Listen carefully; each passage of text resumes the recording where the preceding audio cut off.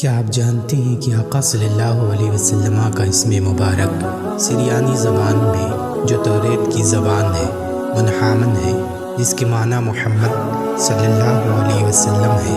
خواجہ حسن بصری رضی اللہ تعالیٰ عنہ نے کعب احبار رضی اللہ تعالیٰ عنہ سے روایت کی کہ آقا صلی اللہ علیہ وسلم کا اسم مبارک اہل جنت کے نزدیک عبد الکریم ہے، دوزخیوں کی زبان پر عبد الجبار، عرش والوں کی زبان پر عبد المجید، باقی تمام فرشتوں کی زبان پر عبد الحمید اور سارے انبیاء کرام کے ہاں عبد الوہاب ہے۔ شیاطین کے منہ پر عبد القاہر، جنات کی زبان پر عبد الرحیم، پہاڑوں پر عبد الخالق، خشکیوں پر عبد القادر، دریاؤں میں عبد المحیط، کیڑے مکوڑوں کی زبان پر عبد الغیاث، وحشی جانوروں کی زبان پر عبد الرزاق،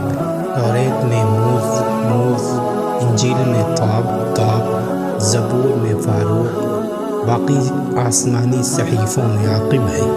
رب قدیر کے ہاں طٰہٰ اور محمد ہے صلی اللہ علیہ وسلم۔